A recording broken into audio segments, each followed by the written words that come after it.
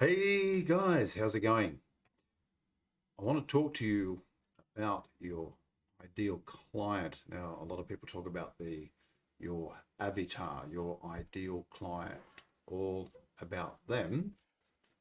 And so on today's discussion, well, let's talk about defining your ideal client, where to find them, and how to approach them. Okay, so for the sake of simplicity, as I go through this, I'm going to talk about your product or service as your thing. Okay. So when it comes to doing an avatar, the purpose is to clearly define who your ideal customer or customers are. Now, the first time I heard about the avatar, I was thinking it was a bit like The Secret, where you think about this person and the law of attraction brings them into your life, and I do believe that that can happen in some aspects, but this is actually a more practical thing where you fully know who your ideal client is, how they think, what they feel, and what they want. And then you can clearly speak to them in their own language. Now, it's a bit like if you go to a party, and if you've ever met someone and you have a common interest with them, you just click, and then all of a sudden you can just be talking away like you've known them for a long time. Whereas if you meet someone who you have very little in common, it's quite awkward to have any sort of discussion. So by using the avatar, you want to meet that person that you have a lot in common with, and there will be natural rapport. So with the avatar, what you want to do is you want to, who is this person? Imagine them, and the more details you can go into, the better. Like if give them a name if you want to, or what is their age, their background, their education.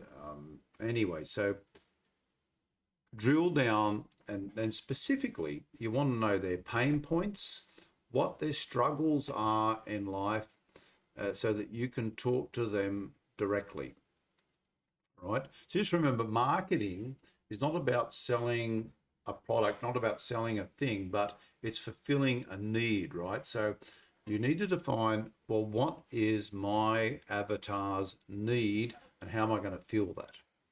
And when you reach that level, when then you do meet that person, they're going to feel a personal connection with you and sees you as someone who understands and cares. And in fact, it will be true that you will understand them because you've taken the trouble to understand them. You've taken the trouble to study them and know how they think and feel. Even though you haven't even met them, you're going, yeah, this is the person I need to help. So as a side note, it's a bit like, you get a new friend request on Facebook, and all of a sudden this person is sending you a message to say, where do you live? Something basic like that. And it makes me think, well, why don't you just take the trouble to click on my profile and you'll see exactly where I live. And so it's basic information, and it always makes me think, well, look, if you're not even bothered to click on my profile and show an interest in me, that means you're not interested in me. What you're doing is you're contacting me because you're going to pitch something at me, and sure enough, that's what happens. So straight away, they're starting with a level of distrust because you basically clearly have no interest in me. You're too lazy or ill-informed to think, that's just that simple little thing. Anyway, when you know these things about your avatar, it will also help you to find out where they might be hanging around. This is either in the real world, what physical places they might hang out in groups or affiliations, or the sort of groups they might be in. But for now, we'll just keep it into the social media realm because that's where most of us are operating at this time. So what you're going to do to find some people, so what are you going to do when you find some? Yeah, okay. So what are you going to do? So what are you going to do when you find some people that need what you have to offer?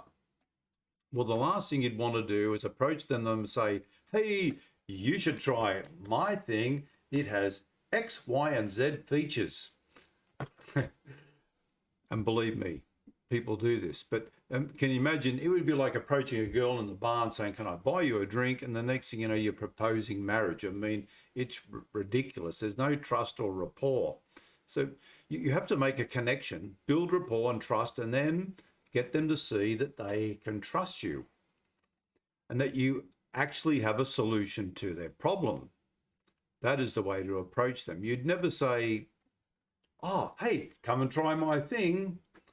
You would say, hey, I've helped people who suffer from depression and change their outlook on life so they are now happy and content without the use of drugs or whatever your particular technique is. And it's always good to lead with a story because people love stories. And it's best if they are real life stories of your own personal success or success stories of other people that you have helped. Now, if you have no personal success stories, if you have no personal success stories yourself, they could be success stories of people you know who are using the same thing as what you're using.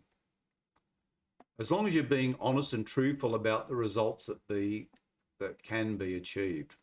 So let's say, for instance, you go into a group that has people suffering from depression. You would find someone that's done a post saying they're really struggling in life. Now, you could respond to that post by saying, well, my friend Bob was in a very similar way to you.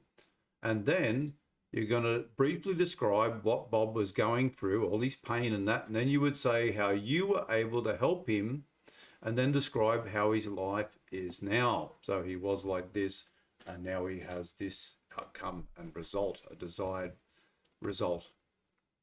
So now you just need to briefly describe what you did to help him in order to gain a level of credibility, but it needs to be a balance between giving enough information to get them interested while maintaining an air of mystery. But you've got to keep them curious. So say, for example, if someone was marketing a product and their solution was a brand name bottle of pills, many people would say, hey, I helped Bob by giving him this XYZ brand pill and it's wonderful.